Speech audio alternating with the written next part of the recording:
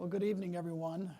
My name is John Highbush. I have the honor of being the Executive Director of the Ronald Reagan Presidential Foundation, and I just want to thank each of you for coming out this evening.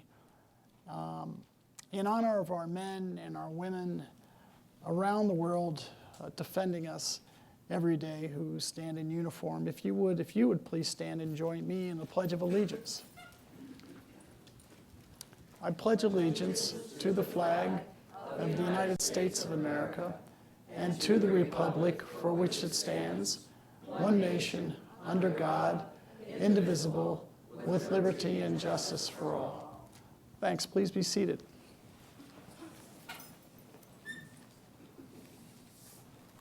Before we begin, I'd like to introduce a special guest that we have with us this evening, and that would be Craig Shirley's wife, Zoreen. Zoreen's here with us. Zoreen, would you please stand? Thanks for coming. As true as 2 + 2 = 4, the way I figure it, if one has a serious interest in the life of Ronald Reagan, it goes without saying that they have to read Craig Shirley's works. That is a fact. Craig is many things: a serious historian, top-flight political mind, an expert public affairs official, best-selling author, widely read editorialist, a college lecturer, respected scholar, an engaging television commentator, and I will add to that radio commentator. He just came from an interview with Mark Levin on his radio show tonight. And he's a loving father of 4 with his terrific wife, Zoreen. But what he is most famous for, rightly so, is his brilliant work chronicling the life and times and the presidency of Ronald Reagan. Few authors, few writers, if any, have been more prolific in the study of Ronald Reagan than Craig Shirley. At last count, there have been over 1,000 books written on Ronald Reagan.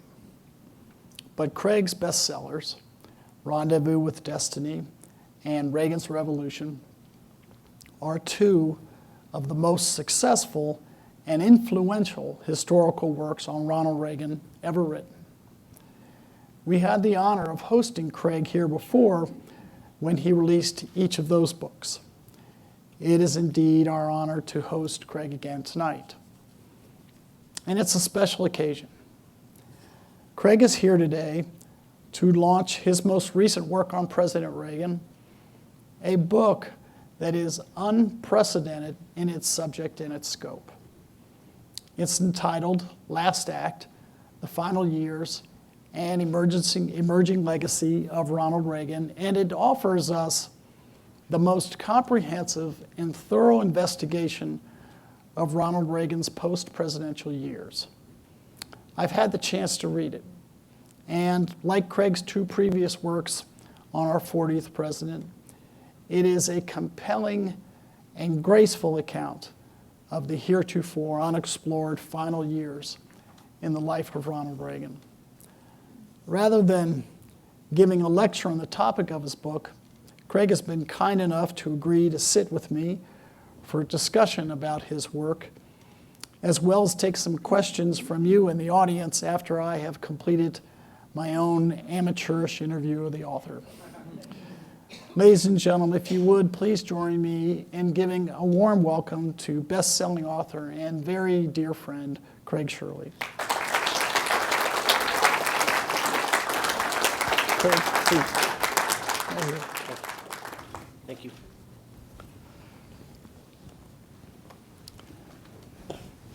Well, Craig, as I said, an honor to have you back.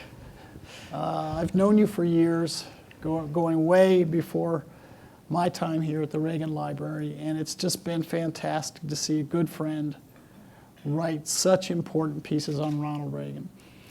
I want to start this evening off by, before we get to your book, talking, if you would, if you give us some commentary on your opinion of another book that was released in the last month, one that's near the top of the charts, but one that also I know I'm going to bet that you may have some problems with, and that is the famous personality of Fox News, Bill O'Reilly's book called Killing Reagan. Can you give us your view on Killing Reagan?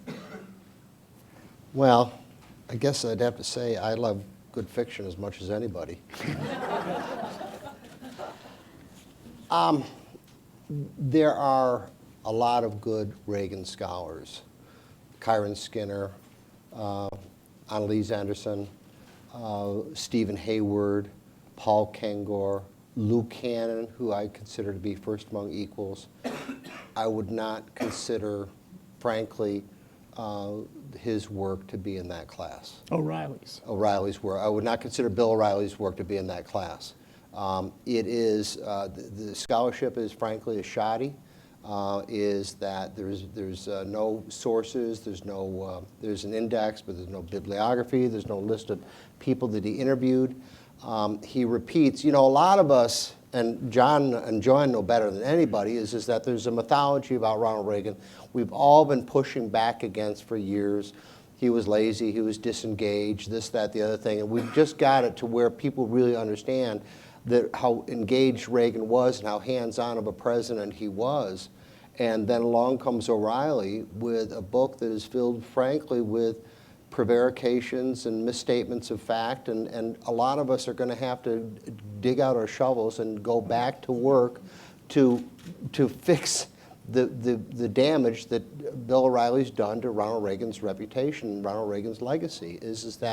I was finishing reading it on the plane coming out here yesterday, and I forgot a copy, but I've got sticky post notes, on each page, and there's dozens and dozens and dozens of misstatements of fact and prevarications.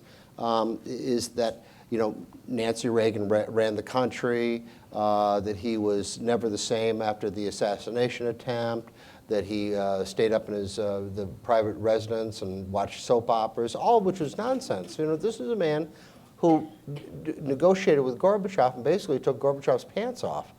So the idea that he was disengaged or was not with it is ludicrous.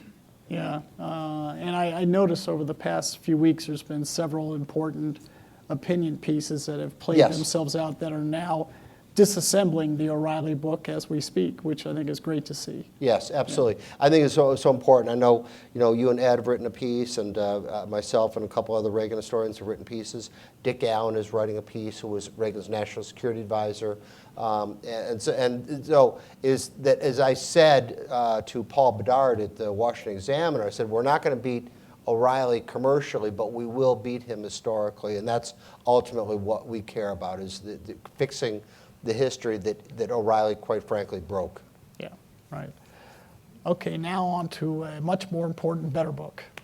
As I was saying during your introduction, you've written two very important works on President Reagan, and now this third, called The Last Act, it really centers in on a specific time frame, the post-presidential years of Ronald Reagan, which have not been addressed very much at all by historians. So, and I wondered what gave you the idea. Why did you think it was important to cover that last period of time in his life? But my books, all of my books, have been a family affair. We have 3 sons and 1 wedding, and all of our children have been involved with all of our books. Is that fact-checking, research. My middle son Andrew was a principal researcher on my book December 1941, and I remember going on O'Reilly, and O'Reilly said, "Why'd you pick your son?" I said, "Well, because he was available and he was cheap."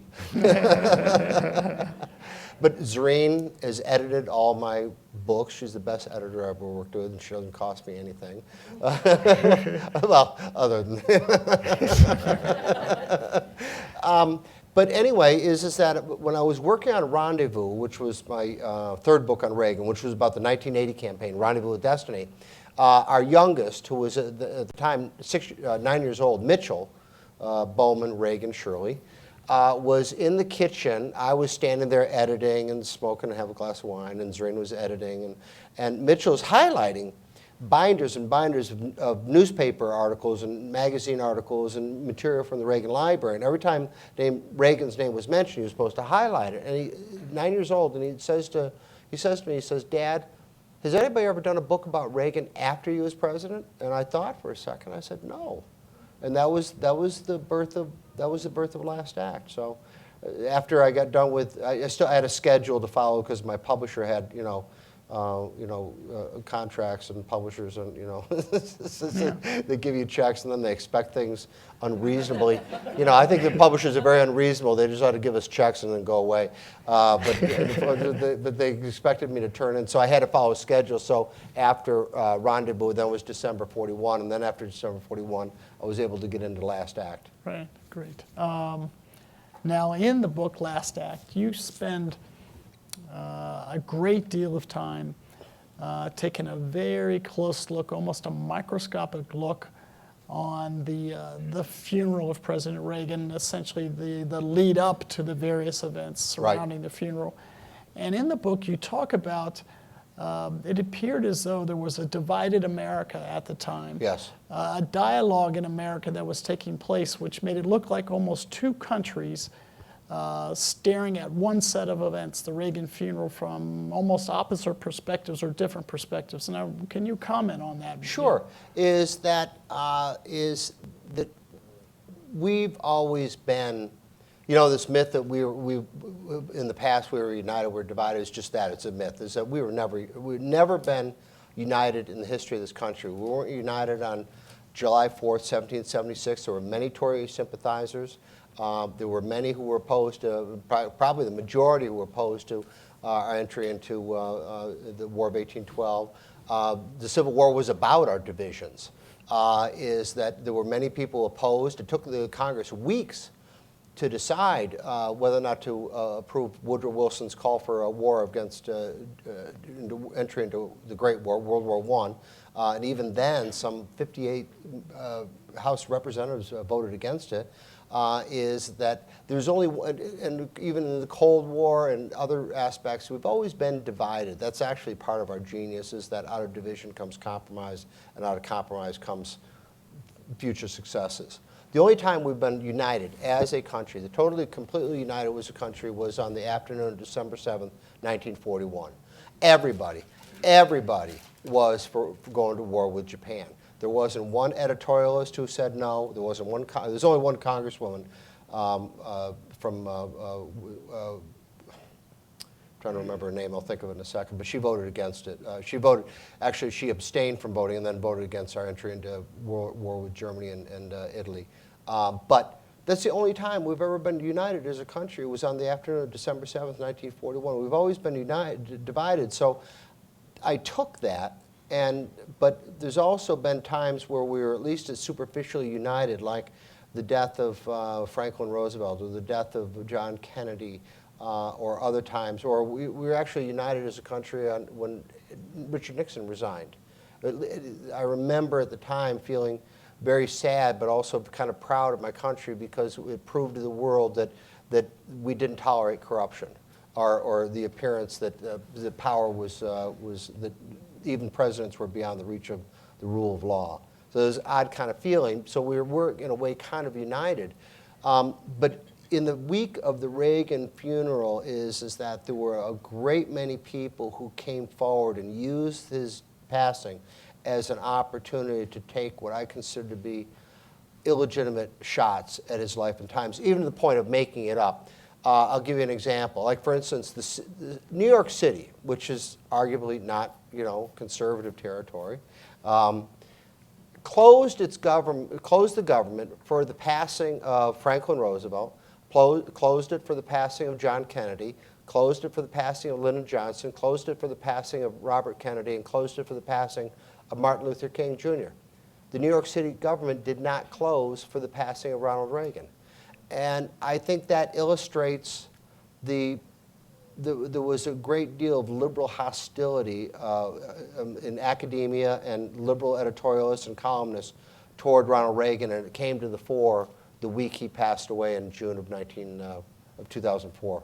Yeah, really incredible strict division. I got a sense from your book, though, that as the week progressed, that roughly 6, 7, 8 days Right. Before the president was actually laid to rest, that even some in the national media began to come around. Right. And they felt the pressure. They saw this outpouring. Absolutely. So talk us through Well, that. is that Reagan passes away, as we all remember, on June 5th, 2004, Saturday afternoon. And it sweeps the country. Everybody is that I remember where I was when I heard that John Kennedy had been assassinated. Is that, and I'm sure most of you or all of you remember that. I remember where I was on September 11th, 2001. And I remember where I was when I found out that Ronald Reagan had passed away. I think it's one of those things that, whether it's the passing of Lincoln or passing of Franklin Roosevelt, my mother remembers where she was when she heard that Roosevelt had passed away. There are singular events in the history of America that we know where we were and what we were doing, and it's forever indelibly impressed on our memory and our consciousness. So I remember that about Reagan, is that almost immediately there is, and this is not organized by the library, it's not organized by any political organization, there is a spontaneous outpouring of, I'm not talking about hundreds of people or thousands of people, I'm talking about tens of thousands, hundreds of thousands of people. Reagan passes away, obviously, here in California, and as he's being moved up here to see me to First Lion State here, is that there's a tremendous outpouring along the 101, and so much so that is that they have to slow down traffic, and then there's the outpouring again when he leaves here to go to Washington, and then in Washington is that hundreds of thousands go into the rotunda at all hours, all day and night. And remember too, and Zuri and I stood in line. We stood in line and waited patiently for, 9 hours. And it was not easy because it was in June and Washington was just, I don't know how many, I'm sure you've all been to Washington. I would not recommend it in the summer because, British diplomats who were posted there in the old days got hardship pay because the weather conditions were so terrible, which is, a lot of people suspect that the founders chose Washington, chose the swampy area on purpose to make it unattractive for government bureaucrats to stay there. But Washington in June of 2004 it was humid, it was dank, there wasn't a breath of air, it was atrocious, and yet people stood in line for hours and hours and hours just to go through the rotunda to pay their respects to Ronald Reagan. There's no fanfare. There's no media. I mean, there's media there, but that's not why they were there. They were there, and it was people who traveled. I recorded elderly people who flew from Louisville, who flew from Florida, who just went and stood in line and then were interviewed by reporters. And why'd you come? To pay my respects to a great American, to a great president. Where are you from? I'm from Lima, Ohio. I'm from Chicago, Illinois. I'm from Syracuse, New York. Is that there were people who the outpouring was just astonishing. And I think that to answer your question, I'm sorry I'm taking a long time, is that at the beginning of the week, the national media is very, very hard on the legacy of Ronald Reagan. By the end of the week, they see the outpouring in California, they see the outpouring in Washington, and then they see an even bigger outpouring again in California. And by that time, they decided, and as a matter of fact, Fred Ryan told me is that every time somebody on network television would start to venture into criticizing Reagan, the switchboard would be inundated with people saying, knock it off. Mm-hmm. So to answer your question is that they're very harsh toward Reagan at the beginning of the week and softened considerably by the end of the week after they saw the outpouring of the American people. Yeah, and there's an event that occurs in Washington during that time frame when the president's body was there that I have talked to several that were working on funeral arrangements with the president that I thought maybe you could just touch on here, and it involved an emergency situation where it appeared there was a potentially a terrorist type incident. Governor Ernie Fletcher's plane. Yeah. Can you just tell us about that? 'Cause that's Sure. just By the way, fascinating, it was the congresswoman I couldn't remember was Jeanette Rankin. She was the one who voted against U.S. entry into war against Japan, and then abstained from voting for. But she was a Republican too. But anyway, is Governor Ernie Fletcher of Kentucky? Everybody's in the rotunda, and it's before the official ceremonies, but there are a lot of VIPs there, and this is, of course, several years after September 11th, so we're on a heightened state of alert, and of course, the funeral for a president is going to bring together 38 heads of state, all the former presidents, senators, congressmen, diplomats, corporate bigwigs. Anybody who's anybody is going to be in Washington the week of the Reagan funeral, and as a matter of fact, they were. So there are all these people, going into the rotunda, standing in line in the rotunda, VIPs in a lounge off the side there, and Ernie Fletcher, who was then the governor of Kentucky, his plane comes into the restricted airspace, and he doesn't have his transponder on for some reason. I think that's how it was. But anyway, it sets off all these alarms, and they have to evacuate the Capitol, and they scramble the fighter jets. And for a brief time, everybody thought that we're being attacked again. And everybody was obviously on a heightened state of alert. There are bomb-sniffing dogs everywhere. There are nerve gas sniffing dogs everywhere.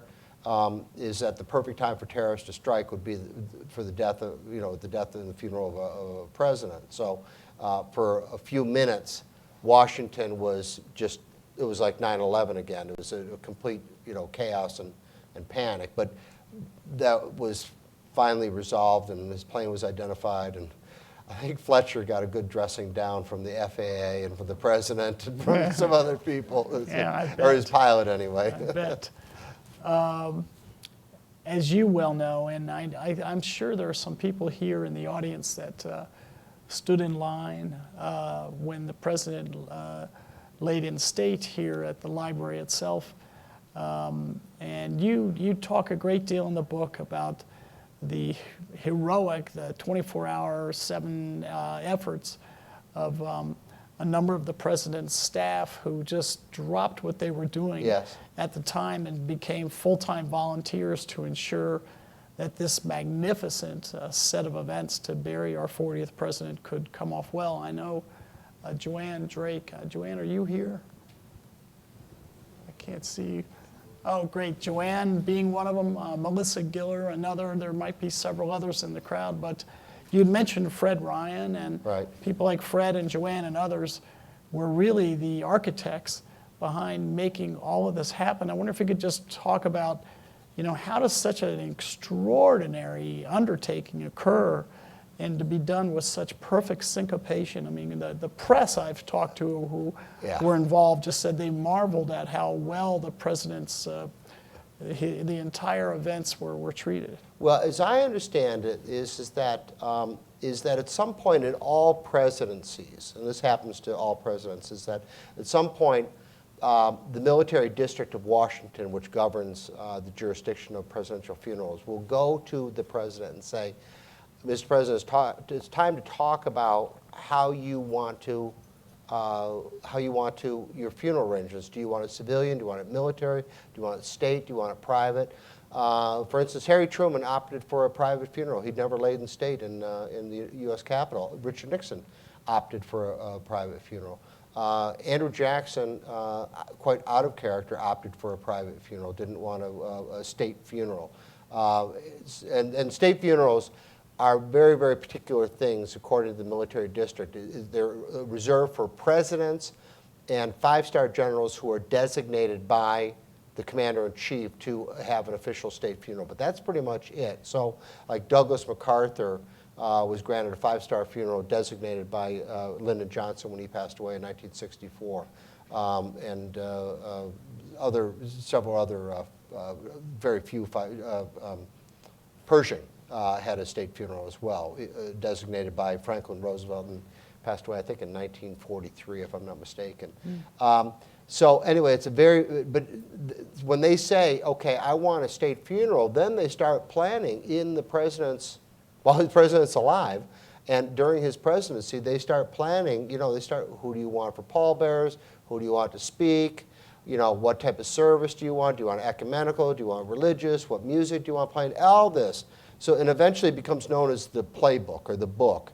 And the Reagan funeral, and it was a living document, so to speak, because it evolved over time. Because I remember interviewing Fred, and he laughed that they had to keep changing the order of speakers and the order of pallbearers. Is that because Reagan was outliving everybody?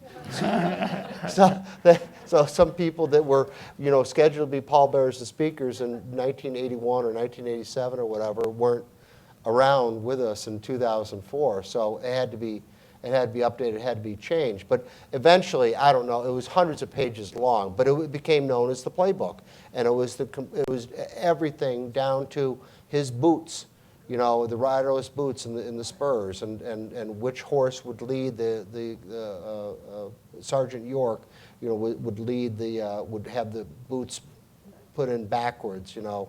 There's not really consensus on what the backward boots mean. Is that, and so some people say they don't mean anything. Some people say the backward boots meant that the commander could salute his troops one more time as he's passing into eternity. There's other mythology over the years that's grown up, but nobody's really sure ultimately why the boots are put backwards for a fallen leader. Mm-hmm. Yeah, we've talked briefly about how during the week of that funeral period, the press's treatment of President Reagan seemed to improve steadily. Most, not all. Most, yeah. Right. Is that your assessment of the media and historians' viewpoints on the presidents since his passing to the present day? I certainly know with the American people, President Reagan's approval ratings are sky high. Yes. His standing and image are pristine amongst the American people. How would you say, is it the same case with respect to the media who once viewed him when he was in office as, the devil? And, right. And I wonder how you see it now. I would say generally, John, is that the media estimation of Reagan has gone up, especially since his passing, and certainly Alzheimer's. But they don't understand him. They still view him as a personality instead of somebody who had great philosophical and ideological views and was going to implement those philosophical and ideological views. They don't understand his brand of conservatism, and so they still try to, because they don't understand him, they try to reduce him to a kind of a one-dimensional figure. So we constantly have to do that. Historians, most definitely, Reagan, is Doug Brinkley, who edited, for Joanne, the Reagan Diaries, started out as a Reagan skeptic, and then he edited the Reagan Diaries and came away, completely revised his thinking about Ronald Reagan. James McGregor Burns, who was a great historian of the Franklin Roosevelt presidencies, has more recently said that he would rate Reagan in the great or near great categories. John Patrick Diggins, who's a less-known historian who passed away several years ago. I got to become friends with Dr. Diggins. He was in many ways the official historian of the American left of the 20th century. He wrote books on the environmental movement and the labor movement and civil rights movement. His last book was called Ronald Reagan, Fate, Freedom, and the Making of History. And in this book, this liberal historian says that Ronald Reagan was one of our 4 greatest presidents because like Washington, Lincoln, and Franklin Roosevelt, he saved or freed many, many people, which I think is probably there are 2 ways I think to measure a president. Did he save or free many people? Did he expand the boundaries of freedom? And 2 is that what problems existed when he took office, and did they exist when he left office? Yeah, this gets right to one of the topics I want to talk to you about. As we know, Mikhail Gorbachev ended up becoming a Nobel Prize winner, and there's obviously those who were interested in watching President Reagan's life and all of the activities he took to bring an end to the Cold War always felt that Ronald Reagan was the one that deserved the Nobel Prize because he's the one that forced the matter. He's the one that drove communism to fall. And I wondered, notwithstanding the fact he never received the award, do you think that Reagan, this might be a little too one-dimensional, but if you had to pinpoint it and say, okay, historians in the future, if they give Reagan credit for anything, he will be defined as the American president who ended the Cold War? Or do you think that's not possible to write history that way? Oh, I think it's very possible to write history. Is that Thomas Carlyle, who is a famous Scottish historian, who, he wrestled with, does man make the times or the times make the man? He said history is but the biography of great men.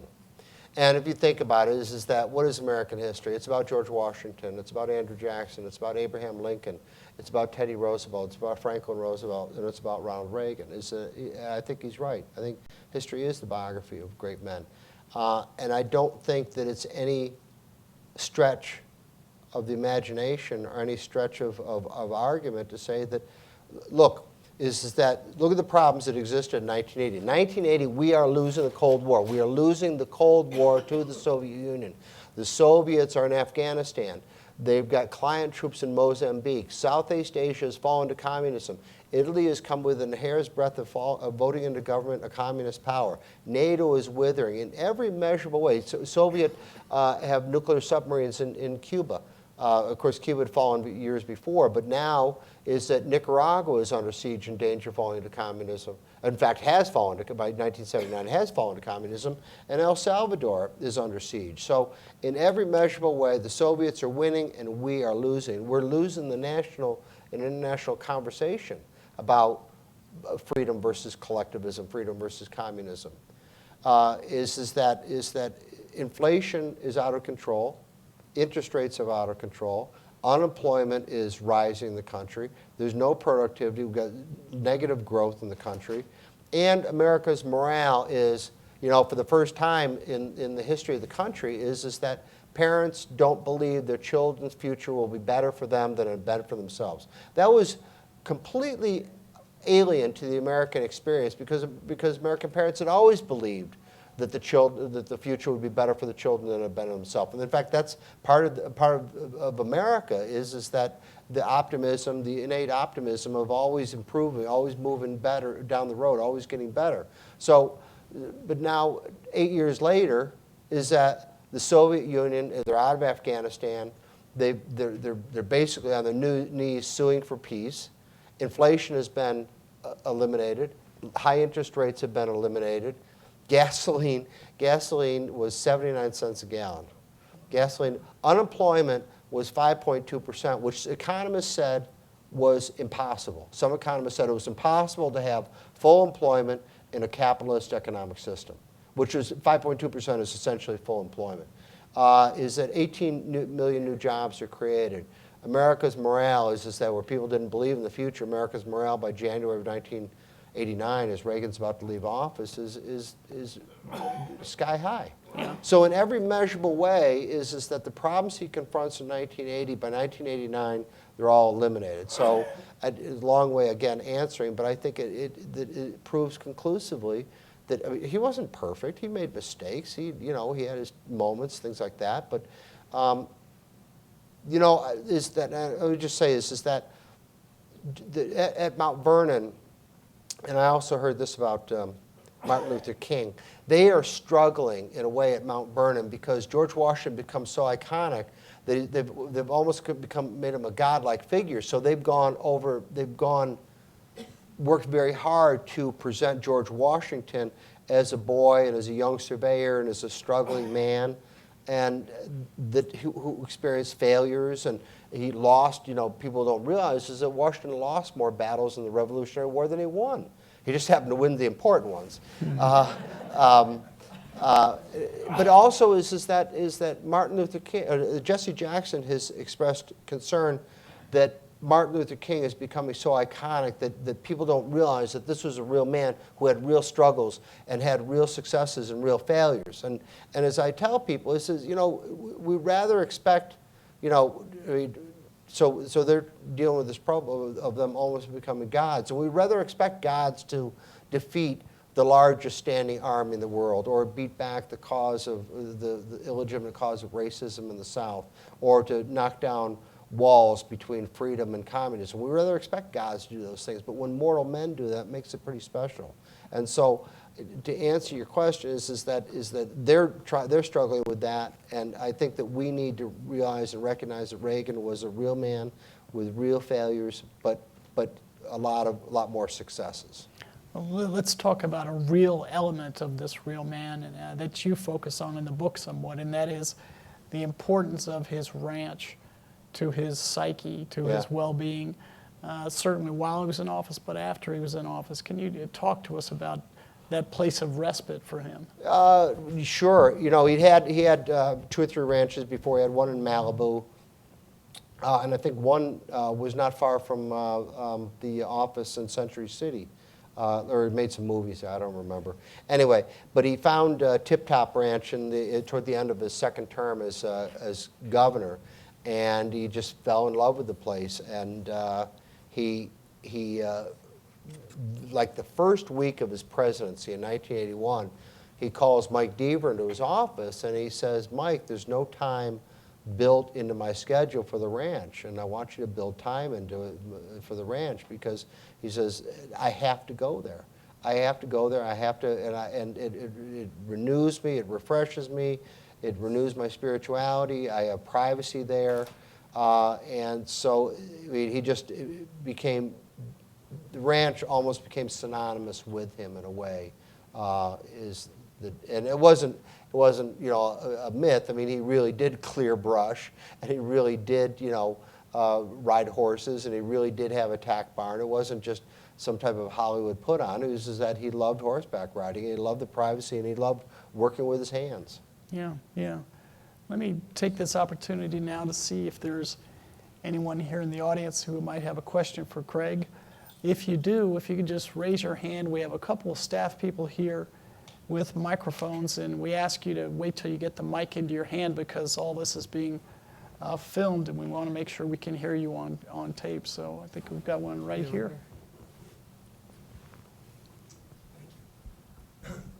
Thank you for coming out to talk to us today, Mr. Shirley. You bet. On President Reagan's Oval Office desk here at the library has 2 signs. It can be done, and there is no limit to what a man can do or where he can go, but he doesn't mind who gets the credit. And in his autobiography, President Reagan says he was able to get 80 to 85% of what he wanted accomplished.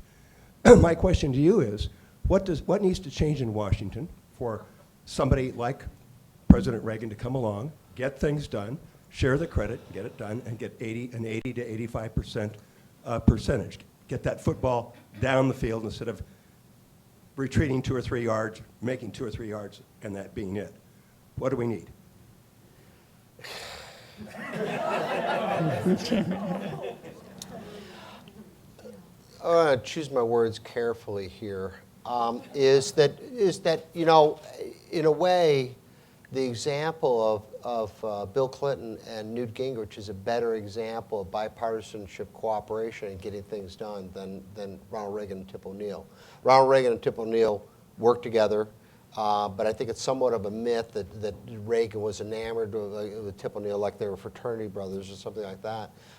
Reagan was always chary about O'Neill, and he said so in his diaries, especially after the 82 Teffer bill where he got bamboozled. Reagan broke his pledge on taxes, agreed to tax increases, but for every $1 in tax increases, O'Neill was supposed to provide $3 in tax cuts.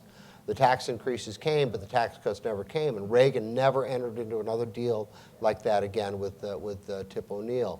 I know Chris Matthews has written a book, but it's mostly fanciful. Is that they weren't great drinking buddies or whatever. Reagan got things done. I'm not sure that there were a lot of things that were different then. It wasn't just that Reagan was different, it was that the two parties were different. Is that you had a lot of conservative Democrats and a lot of liberal Republicans, so there was maneuvering room to compromise on things. Is that the parties are far more polarized today than they were in 1981. So that the Republican Party is by and large, although there's, as we all know, there are lots of internal divisions inside the Republican Party between the establishment, insiders and the Reaganite populist outsiders.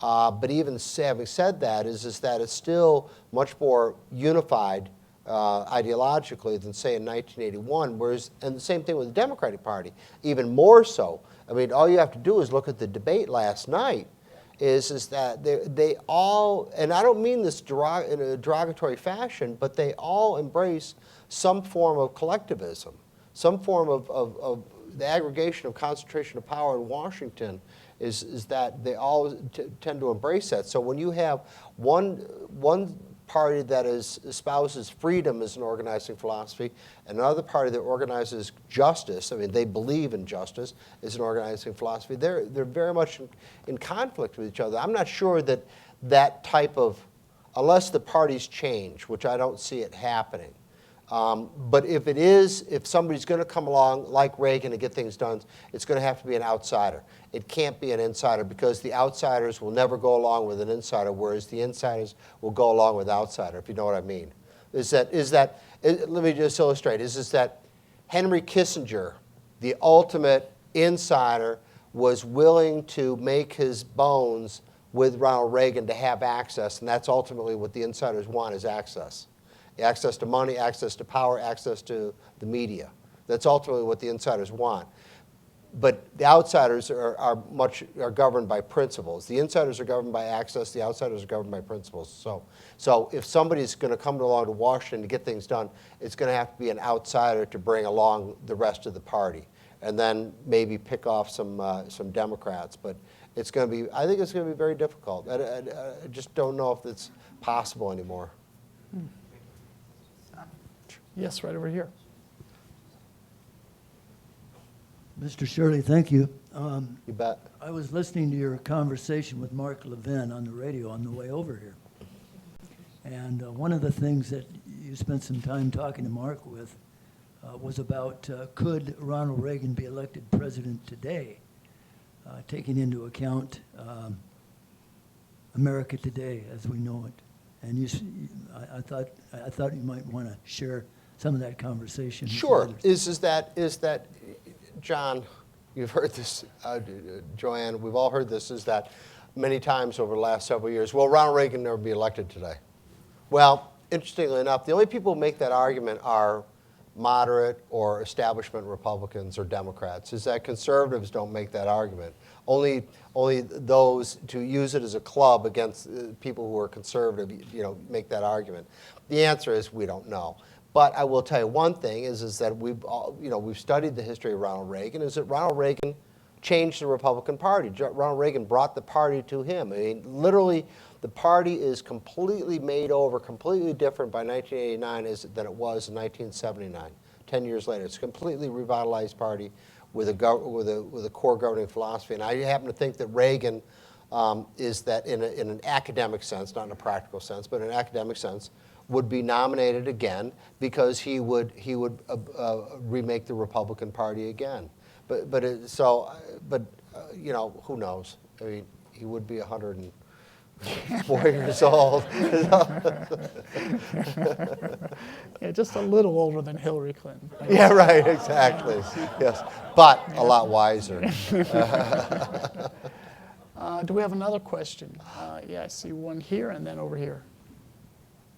Hi, I'm Anne Marie Villacana from Pasadena, and I know right after President Reagan had just left office, my sister and I went to this event in Sun Valley, I think it was, and my brother was on horses in Ahead with Horses, and nobody knew that he had Alzheimer's at the time, and it was very exciting for us, because President Reagan and Mrs. Reagan went and placed medals around each one of the children's necks, and the majority of them had no idea who this was, and they didn't know what the medal really was, but it was really thrilling for us to see it happen. And I remember when President Reagan was speaking, he said, oh, we just, my wife and I, we just picked out this beautiful ranch. Nancy, where was that ranch? And he couldn't remember where the ranch was, but we just thought it just was a slip of the mind.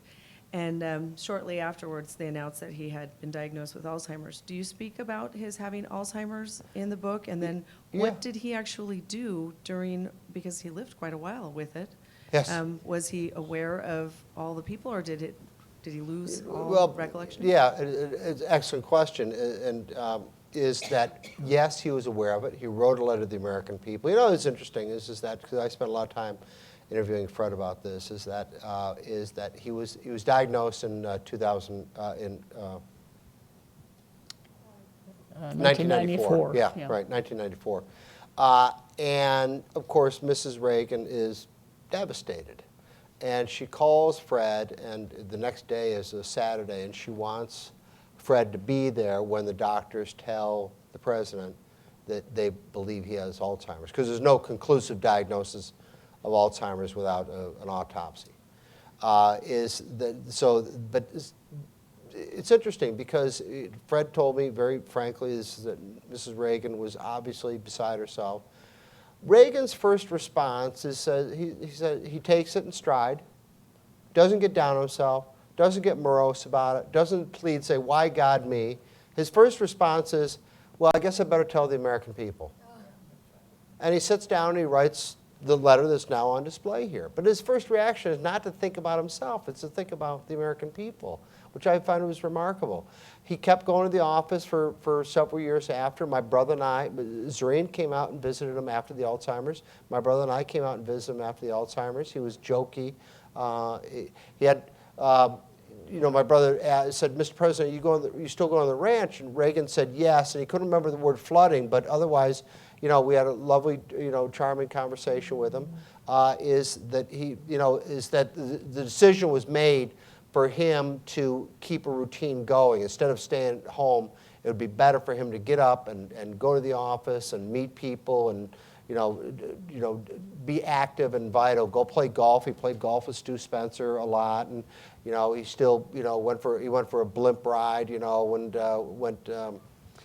was doing other things, but for as long as he could, because that was best for him, was to keep his spirits up and keep him engaged. Was to keep him.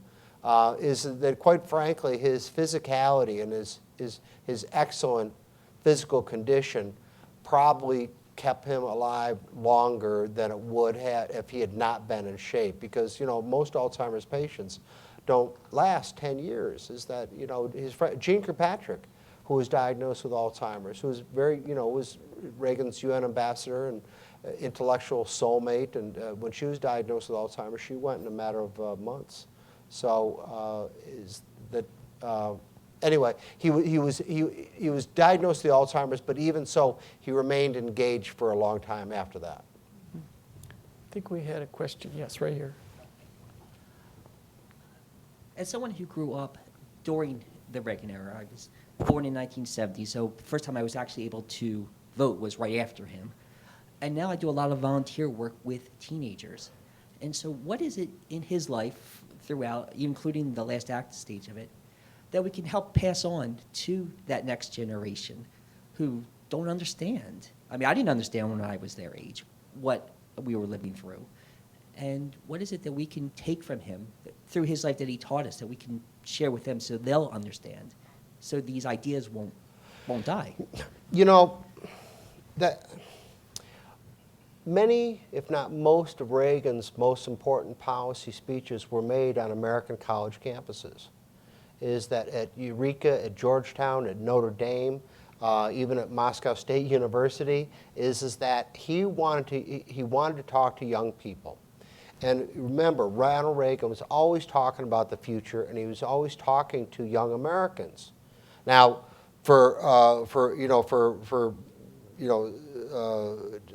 somebody who's retired, you talking about the future doesn't mean so much, but to an 18-year-old, the future is everything.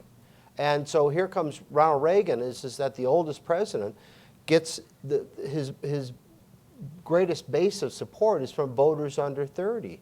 Is that when he was reelected in 1984, he got 59% of the overall popular vote, but he got 67% of the under 30 vote.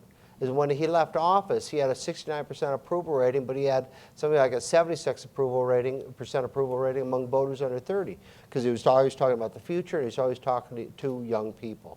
So I would say is that well, we can't replicate Reagan himself talking to young people.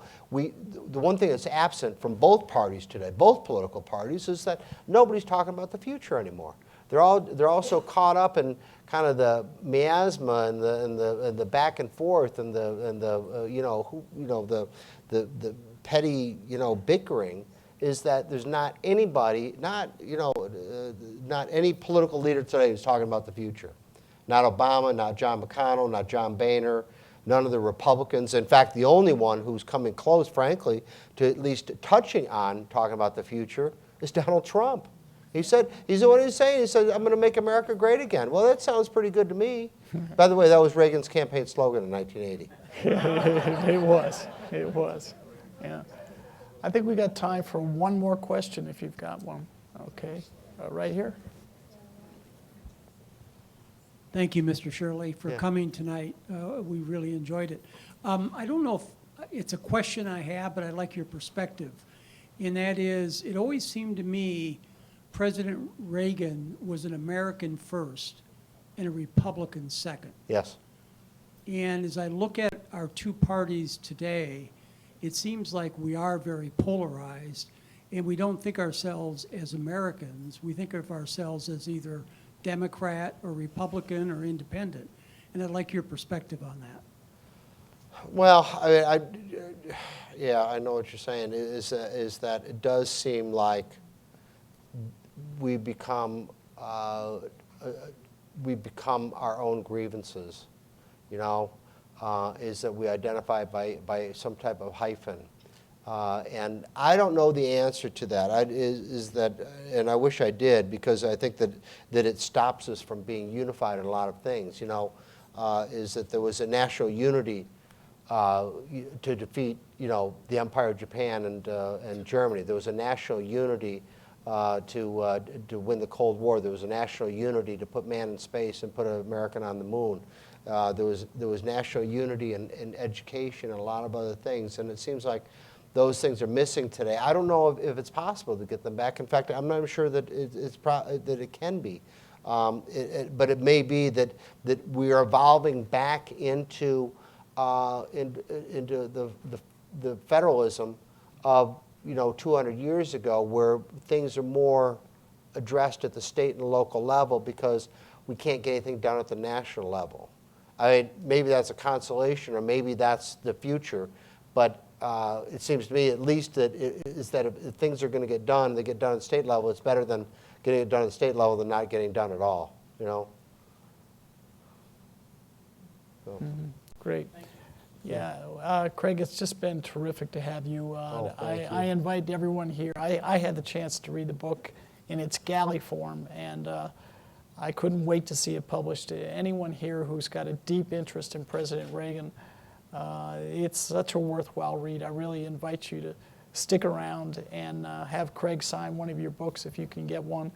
Again, Craig, on behalf of Mrs. Reagan and the staff and all the foundation, we can't thank you enough for coming out here. We're proud to be the first place that you've appeared since the publication of the book. It's rightfully so. So thank you once again. You bet. Craig. Thank you. Thank you, John, very much. Thank you. Thank you.